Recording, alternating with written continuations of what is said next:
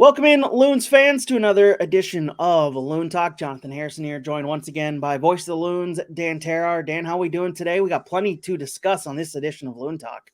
Yeah, we do. Doing great. Yeah, great match for the boys down in Charlotte, and a big match coming up at home. So yeah, hey, anytime you get 3 points on the road, it's fun to talk about it.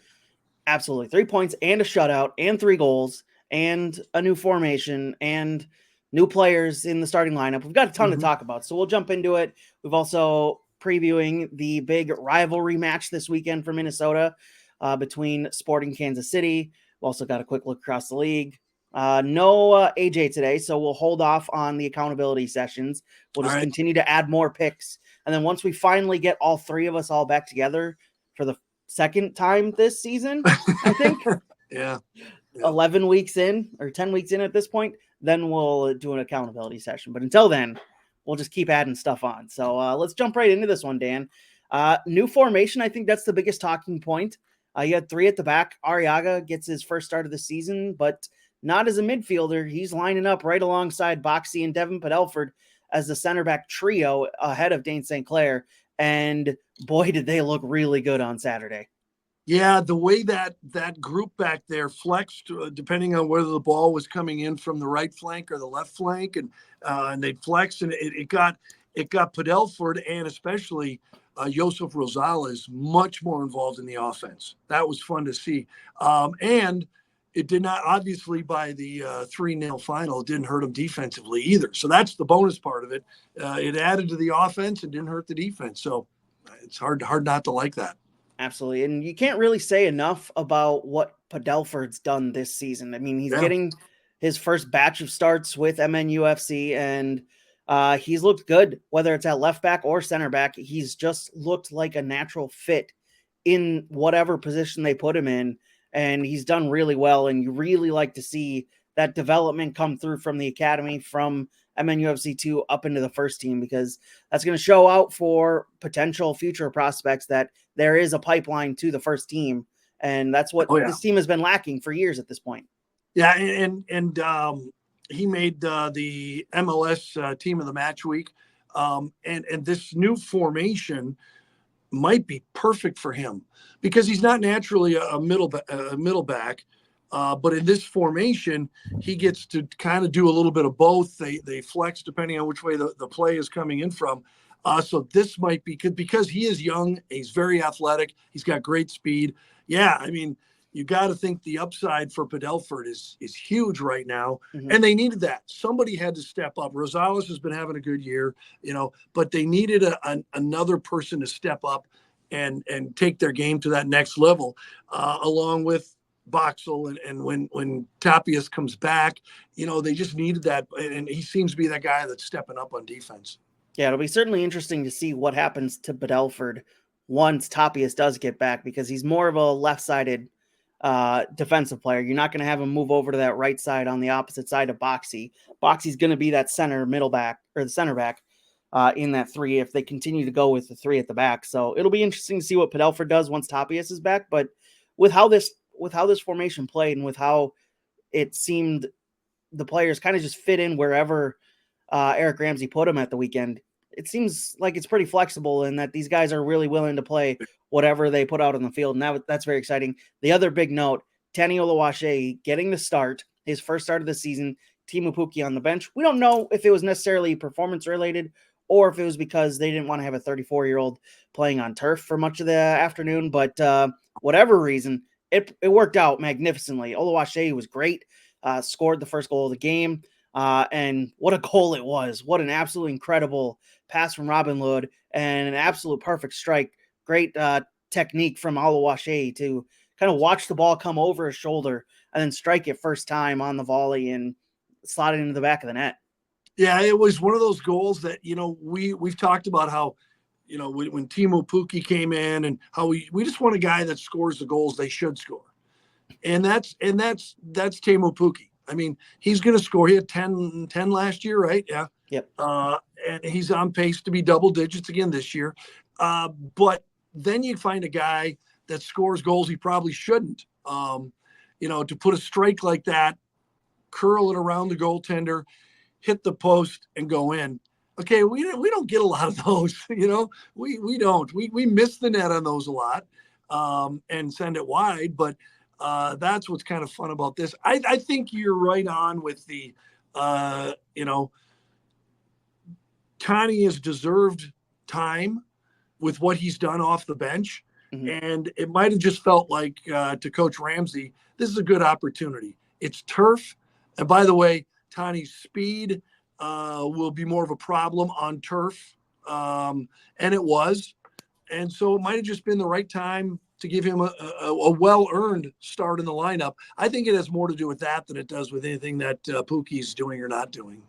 Yeah, absolutely. I mean, with what he's been able to do coming off the bench, just give Timo Pukki a little bit of a rest, have him come on as a substitute Yeah. in a difficult environment where you went in, and I don't think many of us expected to win considering Charlotte's home form over the last year. Only one loss since May 20th Right. of last year. So it's not, despite them being a very mid-card team in this league, they have been absolutely excellent at home. And Minnesota made the road their home this weekend in a place that usually doesn't do it. And that's because of what Oluwaseyi and Robin Lod were able to do in the attack. And don't let Franco Fragapane's game go to the side either. He was pretty excellent as well on that left wing.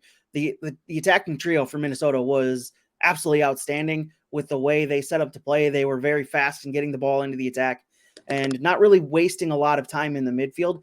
When they got the ball back, it was immediately into the attack, trying to break those lines. And Tani Oluwaseyi was able to find nice runs in between the center backs, and Robin Lod was able to just kind of ping passes left and right into Oluwaseyi's feet over throughout the afternoon. Yeah, pretty a solid 90 minutes on the road. And you look at it, well, there's always matches that, teams kind of go, okay, this might be a throwaway. And this might have been one they thought, okay, what do we got to lose? This team is almost impossible to beat at home. We've been struggling with consistency. We've played good in the second half lately, started poorly, gotten behind a lot lately. So why not give Tani Oluwaseyi his chance? Why not give Franco a start? He's earned a start in his backup play as well. And then let's try a little slight formation adjustment and see what Kervin Arriaga can do, because he's a young, strong midfielder that brings a lot of everything to the match, a lot of energy, a lot of aggression. And so it was the right time. And look what you found out. You found out you got some really things that are going well for you. And all that really does is make it hard to decide what you're going to do on Saturday when you come back home. You just, we knew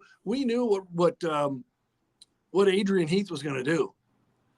If they won 3-0 on the road, unless there was an injury, there would be no changes. Yep. Absolutely not. We don't know that about Eric Ramsay. He might say, okay, I learned something there, but I need to get back to, this person and this person. I need to get Pookie back in, so you don't know. That's what'll be interesting coming up. But yeah, that was a great situation, and not expected at all. No, absolutely not. So let's, I guess, jump into the biggest question of the week is, what would you do if you're the head coach? I mean, you've got this striker who just can't stop scoring goals, can't stop being dangerous in Tani Oluwaseyi, but one of your designated players is also a highly paid Finnish forward who's bagged over 100 goals throughout his career and has shown that he can do it at this level. Hasn't been as electric maybe this season as he was at the end of last season, but Timo Pukki does get in those dangerous areas. He plays that forward position like they want him to, hassling the defense and really showing out in that department where many people didn't think he would. But Tani Oluwaseyi continues to score goals, continues to use his pace expertly, is young, is dangerous, and is really in a hot run of form. Who are you choosing up top for the Loons this weekend? I always feel like I would go, if I were in that situation, if I had that, I would stay with the hot hand. It doesn't mean that Tani is now the starter. He may be starting, but Timo Pukki's our starter. But you got to stay with the hot hand. And if he struggles at all, you bring him up. But how do you bench a guy that's scoring every time you put him on the pitch? I mean, you got to let this play out. And I think that either Tani Oluwaseyi is going to be, making a run for the Golden Boot at some point, or Timo Pukki's back in as a starter. So, and if it's Tani, It's Tani. I mean, let him play this out. Is he going to stay hot, or is he going to come back down to earth a little bit? But I just think you got to stay with the hot hand. Yeah, absolutely. I think I'm with you. Is that in that it's no disrespect to what Robin Lod has done here, or not Robin Lod, Teemu Pukki has done here, Yeah. and what he's done in his career. But right now, every time Tani Oluwaseyi steps on the pitch, he's either assisting goals, scoring them, or coming dangerously close to scoring goals. He just seems like he knows he's in the right areas at all the right times. And you don't want to take that away from a young kid who's finally building up confidence in himself, especially after what he did last year with San Antonio, scoring, 16 goals in 27 appearances. He's the best striker in the USL Championship, and he's shown to be one of the best super subs in this league this season. And he showed out in his first start. I don't think you take that away from him. I think you keep riding, as you said, ride that hot hand until it kind of peters out. And right now, it doesn't seem like that's going to happen anytime soon. No, you don't want him on the bench to start if he's playing that well. That's just my opinion. And I think Pukki would say the same thing. No, the kid is on fire. I wouldn't, he'd probably make the same. If it was up to him, he'd probably make the same decision. And he's ready. He's going to get his reps in. He's going to get his minutes in. There's no doubt about it. But yeah, stay with what's working right now. And I mean, we don't talk about 3-goal performances all that often as broadcasters for Minnesota United. And I don't take that lightly. Something went very, very right down in Charlotte. And man, I would like just to see that, see if they can continue that at home. Yeah, absolutely. I think, and heck, who knows, maybe it ushers in a formation change where we play with the rare 2-striker system, Dan. We play with 2 guys up top and see what those guys crazy? can. Have you lost your mind? Man, I've wanted to see 2 strikers for a long time. You rarely see it in soccer these days. If we could do that here, it'd be a blessing. Would love to see that. You know what? Sometimes you got to change things up a little bit. So Robin Lod is a number 10. He's putting up the numbers of any other number 10 in this league, up with the best of them. Why not have him as a number 10? Go with a couple of midfielders behind them and see what you can do with that. Go 3-5-2. Why don't you? I mean, we damn near did it this weekend. I'd put that Finnish army knife anywhere. Yeah, absolutely.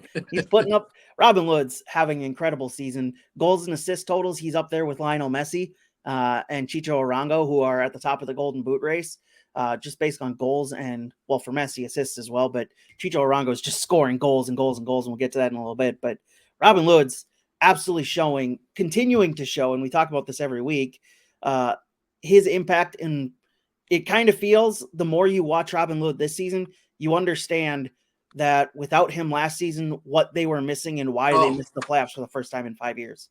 Yeah, you don't even try to, don't blame Adrian. Don't blame anything else. This team right now, and we thought for the last couple of years that, the kind of the center of this team, the backbone of this team was Emmanuel Reynoso.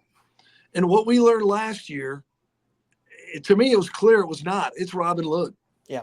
He's the guy that should be on the posters. He's the guy that you should be, focusing everything around, because that guy is one of the smartest players in the league. He's underrated as far as his skills in tight spaces. But I think if he stays healthy, knock on wood, by the All-Star break, we may know. The rest of the league might have to pay attention more to Robin Lod. By the All-Star break, he might be in the All-Star team. Exactly. I mean, because of how well he's playing. That level. So, you know what? Let's just keep him healthy, and it's fun. I just so much enjoy watching Robin play, because he does it with so much class. He's such a humble guy. He's all team first, and he's a great leader. Absolutely. So that means the Loons break their 3-match winless run. They get their third win on the road this season, which it seems like at this point they are more comfortable on the road than they are at home. That needs to change. We said that last year. It's kind of flowed over into this year a little bit, but you feel like that with the way they played at home outside of that Houston game, where it felt like for the majority or for large chunks of it, there was questions about, it felt like it was just a different match in that Houston game. But for the most part, it feels like this team is growing in confidence and getting there to the point where the home form is going to turn around. And hopefully that happens this week against Sporting Kansas City, who over the length of this rivalry, since both teams have been in Major League Soccer, 14 wins for Sporting Kansas City, 6 wins for Minnesota, 4 draws between the two sides. That includes the season finale shellacking last year in Kansas City, which we can get into the road form at Kansas City later on when we go down there. But let's not. How do the Loons start to kind of turn the tide in this rivalry, as MLS wants to call it? I don't know that it's really a true rivalry because of the geographics of the two teams, but how do they start changing the tune of this rivalry and start getting the better of Kansas City? Yeah, well, you got to win at home, because they've had such a hard time winning in Kansas City. So it starts with winning at home, and you're coming into a good situation right now. You're coming off a big road win. You're pretty much healthy and feeling good. So this is a good time to start that. But I don't know that. I feel like the MLS manufactured this rivalry, because I think at some point they said, okay, every team has to have a rivalry. Well, yeah. It doesn't always work that way. We're kind of on an island here. Geographically, closest team is probably Chicago. Yeah, and they're not in our conference, right? Yeah, and they're not in our conference. So if you're going to have a rival, it'd be Chicago. They're not in our conference. So you can't manufacture a rivalry. I feel like for Minnesota, their true rival is, whoever they played at this point. Yeah, and it's like, who have we played lately? Who have we had some great matches with? Who did we play in the playoffs and a memorable moment, good or bad, with? But yeah, I don't look at this as being, here comes our arch enemy. But yeah, you're gonna change the narrative in this whole series of games with Sporting KC. It starts at home, and this feels like a pretty good time to start that. No, I have their true rivalry, Dan. Their true rival in Major League Soccer is Emmanuel Reynoso's attendance. What? Heard from the background. Yeah, we got the little kid here. He's complaining because he wants some attention. Give him a snack and move on. I gave him some milk earlier. What's up, dude? You want to talk on the podcast? He wants to know where Emmanuel Reynoso is. Who doesn't? Ray? 1 second. I'm going to go see what he's doing. You talk about Minnesota United for a second. Ray, yeah. But that, I don't look at that as being a huge rivalry. I think that it may develop into that, but especially, do we want a rivalry where we can't win in their building? So yeah, I don't know. It'd be nice. We don't have the I-94, derby or anything like that. But so it's okay. I'm all right with that, because as a Minnesota sports fan, we have Green Bay with the Vikings, but other than that, the Wild don't have a true rival that you really feel like is passionate. The Timberwolves don't, Twins don't. So yeah, let's just see. We'll see how it develops. Well, the Sporting Kansas City side that's coming into Allianz Field this weekend, a possible rainy, stormy Allianz Field, which will be fun at that. Yeah. They've blown losses in 3 of their last 5 games, and then they've won one of the other ones, a 3-1 win against Toronto, but they had a wild one this weekend against their in-state rival, St. Louis City, which that rivalry continues to produce excellent games between those two sides. This one was a 3-3 draw that was settled with a 91st minute goal by St. Louis City. So Sporting Kansas City a little weak in the second half in the later moments of the game, which is good because that tends to be when Minnesota plays their best. And they showed it the past couple of weeks that they are a much better second half team than they are first half team. And that bodes well for this game this weekend. Yeah, it does. I mean, on paper, that's one thing. I don't know how it'll play out on the pitch at Allianz Field on Saturday, but yeah, on paper, it looks like, this points to a good day for Minnesota. But this early in the year, I've only watched maybe 15 minutes total of Sporting Kansas City this year. I will get, I'll quadruple that here in the next few days as we lead up to the match. So I don't have a feel for where they're at, but just looking at their results, how they've played, they're struggling a bit right now. And yeah, it feels like a good time for Minnesota to get them. And but I want to see back-to-back matches for Minnesota, especially coming home where they need to establish some dominance. I want to see a quick start. And we saw that going back to matches 1 through 3, 3 really quick starts, even more so than we saw down in Charlotte. Those first 3 matches, they were just buzzing all over the opponent's final third, putting pressure on the goaltender. And I think a lot of that was Franco Fragapane, and Song Bin was out, and he's got that speed to do that. And so I just want to see a quick start at home and get the fans into it. Yeah, absolutely. This is a Sporting Kansas City side that has scored tied for third in scoring goals in the Western Conference, but also tied for, or not tied, they are third for goals allowed in the Western Conference. They've scored 17, allowed 16 this season. So they're scoring by the bucketful, but also letting them in by the bucketful as well. So there's going to be, it feels like this is going to be a very back and forth match where it's just going to be end to end. There's not going to be a whole lot of time wasted in the midfield. It's going to be two teams just attacking the hell out of each other. And that leads to an exciting match. We'll see how the weather plays into it. That could make things a little bit sloppy, but for the most part, I'm really looking forward to this match and seeing Minnesota. I know Kansas City are down in 10th place. They haven't had the start that they wanted, but they didn't last year either. But I'm really looking forward to seeing this Minnesota team that knows Sporting Kansas City is kind of their bogey team over the past couple of years, really test themselves against a team that might have a psychological advantage just because of how they played against each other over the past couple of years. See if some changes this year can help them kind of break this mold and break out of this funk against Kansas City. I think that this is going to be a fun match. And you know what's kind of fun going into it is coming off a really good match, but not knowing if there could be 4 changes in the lineup. Yeah.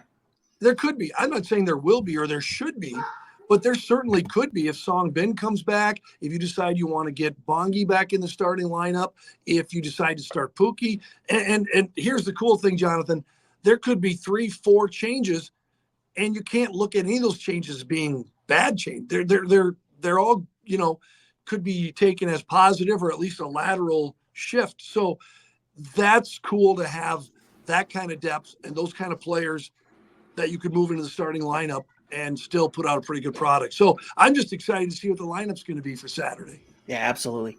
You mentioned Song Bin. He took a knock over the week on international duty. He's gone for the next couple weeks, helping South Korea qualify for the Olympics.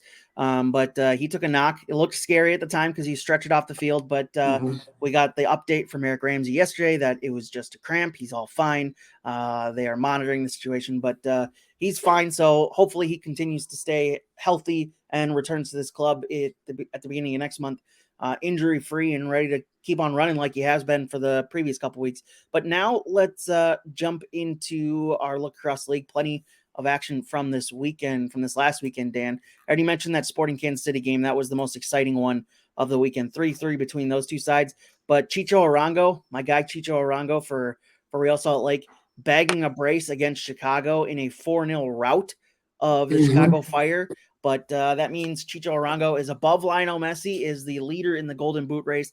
And dare I say, with how well with how Real Salt Lake are playing this season, up in third place, they've got the leading goal scorer.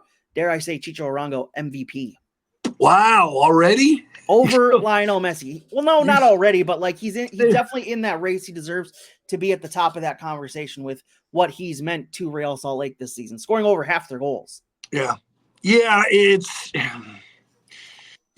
a game changer for them, and all of a sudden they're confident and they're playing so well behind him. Yeah, there's a lot of times I see teams early in the year and you go, yeah, I don't know if they can keep this up. I'm pretty sure they can. So that's going to be fun to watch. But yeah, I don't think I'm ready to concede yet to Lionel Messi. I think these two it might come down to these two neck and neck all season long. Yeah, and Chicho's going to have to keep scoring goals as at a lethal pattern as he has in his MLS career, where he's shown that he knows how to score goals and keep them flowing. It doesn't really feel like there's an off switch for his goals going in this league. One of the other notable results, a absolutely wild Cali Clasico between LA Galaxy and San Jose Earthquakes. One of the better actual rivalries in this league is between those two California sides. And this one was just all over the place. LA Galaxy going up a couple goals to none before San Jose started piling in goals. And it was all LA Galaxy scoring 4 by the 56th minute, but San Jose scoring in the 72nd minute and looking like they had a chance to kind of break out of their early season funk, but they end up losing to end up 1-8 on the season. San Jose is losing to LA Galaxy, who are at the top of the Western Conference at 5-1-3 on the season. So San Jose really need to find a way to break out of this funk and kind of be a competitive team. Otherwise, it's going to be a very, very, very long season for Quakes fans. You kind of get the feeling that they threw everything they could into that match and they still didn't come away with the result. So yeah, that might have been a tough loss for them. That might just spiral them further downward, because that seemed like for a while that was their opportunity. And but the Galaxy is, I don't know, right now most improved team Offensively, or is that go to Salt Lake, Real Salt Lake? I don't know. No, it's definitely the Galaxy are the most improved team. Offensively, defensively, as San Jose shown, they continue to be a wreck, allowing 15 goals this season, scoring 21, so that's going to help them. But LA Galaxy continue to be the most improved team. They're sitting at the top of the Western Conference after missing the playoffs for the past couple of years. They're exciting to watch because offensively, they are a joy to watch. They're going to score goals on you no matter what you do. But defensively, it is wild back or in the LA Galaxy backline, and they're not really stopping a whole lot of teams from scoring. So they have to just win in shootouts week in and week out. So it'll be interesting to see how that one continues on. As I said, no accountability sessions this week, but Dan, let's jump right into the predictor. Why don't you get us started? Yep. Predictor. We picked 3 matches, including the upcoming Minnesota United match. You picked a winner or a draw and the score. You get a point for the result and a point for the score. Exactly correct, which hardly ever happens. So who's up first? Let's start with you. I'll go first and write that down. Okay. I'm going to go right to the Minnesota Sporting KC match because I want to get my score in there, because you'll probably take it if I don't. I think Minnesota stays on a roll, and I think they win at home on Saturday 2-1. Okay. I like that scoreline 2-1. I'm going to go 3-2. I'm going to go, despite Minnesota being pretty good at the back this season, tied for second best defensive form in the league or in the Western Conference, 9 goals allowed only behind Houston, who only allowed 8 this season. I think there'll be some goals in this one. Sporting Kansas City just know how to get the best of Minnesota from time to time, but I think Minnesota eke it out in the final moments with a late goal by Tani Oluwaseyi again. Wow. 3-2 Minnesota. Okay. What I need to know, is that off the bench or is that as a starter he gets the goal? We'll see. Maybe that's a teaser for write that down. I'd like to know. All right. So for my second one, LA Galaxy hosting Austin FC. LA Galaxy at the top, as we said. Austin kind of been mired in the middle of the Western Conference. They're a little bit better than they were last year, but that only means 8th place in the Western Conference. I'm going to go another wild one there. I'm going to go 4-2 LA Galaxy. Wow. Okay. I also picked that match, but I put that one down as Austin 2, LA Galaxy 2, a draw. Okay. I like it. Your third and final one of the week. LAFC versus Portland. Ooh. I went back and forth on this one, and finally I said, okay, if I can't decide, then I'm going to go with another draw. I'm going to go a 1-1 draw. Okay. I like it. I'm going for my final one, Philadelphia hosting Real Salt Lake.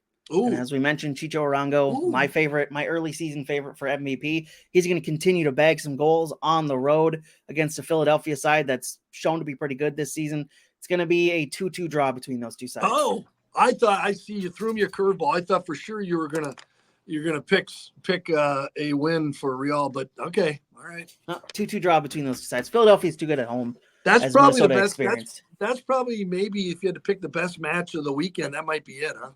It's up there, yeah. I mean, you can't really say Miami's match is the best this weekend because they're just going to cakewalk over New England, who are just a train wreck this season. So they're out of the race. Colorado and Cincinnati might be up there for one of the better matches, just because Colorado's actually shown to be pretty dang good under Chris Armas. Cincinnati are starting to kind of come to life after a very good season last year. Poor start this season, but they're starting to come to life. That might be a good one. Vancouver, New York Red Bulls, 2 teams at the top of their conferences. Red Bull's the best team, one of the best teams in the league. Vancouver, both teams second place in the Western or in their respective conferences. That might be up there. There's a lot of good matches this weekend. Yeah, there's some good. We'll do some scoreboard watching this weekend. Absolutely, we'll have to. So that means it's time for Write That Down. It is our other soccer-related prediction segment we do every week whenever we decide to record. We make 3 soccer-related predictions. Don't have to necessarily be score lines. We'll keep track of them. Whenever AJ gets back, we'll run through the accountability session. Whoever has the most correct predictions at the end of the season will win the coveted golden boot. And so that means let's get to our predictions since we have no accountability session. I'll start off here. Tani Oluwaseyi, as I said, will score a late goal as a starter. He's going to play the full 90 minutes. What? Write that down. What? That's almost insane. Yep. Write that down, Dan. Wow. Okay. You know what? I could almost go in defense on that one, but I would feel bad for taking the point from you. Dane St. Clair. Next 3 matches, Sporting Kansas City, then Atlanta, then the LA Galaxy, will give up 3 or fewer goals total in those 3 matches. Ooh, I like it. Write that down. Been talking about how we need a big game from him. That's right. He had one big save last week. That's all he was asked to do. That's all he had to do, right? So I think that with that defense in front of him, I think he's going to be in a groove here. That's good. All right, your second prediction? Second one, I'll stay with the squad. Saturday at home at Allianz, there will be a goal from Teemu Pukki, which goes against what you just said, because according to what you're saying, Teemu's not going to play at all. So, I didn't say that. Because, yes, you did. Because, in fact, write this down, Dan. At some point on Saturday, both Teemu Pukki and Tani Oluwaseyi will be on the field at the same time. Write that down. I don't know whether there's going to be a formation switch, whether they're going to go 2 strikers. Write this down. They will both be on the field at the same time at one point or another, playing, not just ships passing in the night as they're substituting on and off. At some point, way too much chocolate milk. I have actually had none lately. You're on some kind of a weird buzz. All right, my final prediction of the week. Write this down. Chicho Arango scores both goals for Real Salt Lake this weekend. He scores 2 goals for Real Salt Lake. That is the prediction. 2 goals for Chicho Arango this weekend. Write that down. Now you're really okay. I can't take it anymore. My third and final one. Chicho Arango will not score this week. He will at all? Shut out. Oh wow, that's more than a defense. You're kind of going for a little bit. Personal. It's going personal. for a triple there. It's personal. Yep. That's fair. All right. That's been Write That Down. Once we get AJ back, once he's done planning for draft stuff, that's important and stuff. Vikings hopefully picking a quarterback. That's a different podcast for a different day. Truth be known, he's out getting his beard cleaned. So who does that? And usually he takes a couple days off for that. Takes a while to recover. Needs some rest and recovery after the traumatic experience. It's a lengthy process. So. All right. Well, eventually all 3 of us will be back on the show together. Someday. We don't know when, but someday we'll all 3 of us get back together, and then we'll do accountability sessions, and then we'll talk heavily about what we've seen so far this season. Because Dan, it's been really fun this season, and I hope it continues throughout the rest of the season. It has been really fun to see these guys develop in new systems, in new ways, and looking forward to it this weekend when Minnesota United take on Sporting Kansas City, 7:30 p.m. kickoff, 7 p.m. pre-match show with Dan Terhaar and myself on 1500 ESPN. You can also listen to our broadcast on the Apple TV call. Just hit the circle with the 3 dots in it and switch your audio feed to the home radio, because let's be honest, Dan, we're more fun. And we care. Yeah, we care.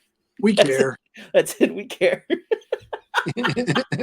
I bet you thought you'd never see me make that with my fingers, make that heart thing. Nope. I definitely didn't expect you to make the heart-shaped hands thing. You'll never see it again. Well, for those of you watching on the YouTube videos, you just saw that, and you're all as uncomfortable as I am. So can't wait. Congratulations. Can't wait for Saturday. Let's go. Absolutely looking forward to it. Dan, we'll talk to you then. Loons fans, we'll talk to you right back here next week on Loon Talk. See you.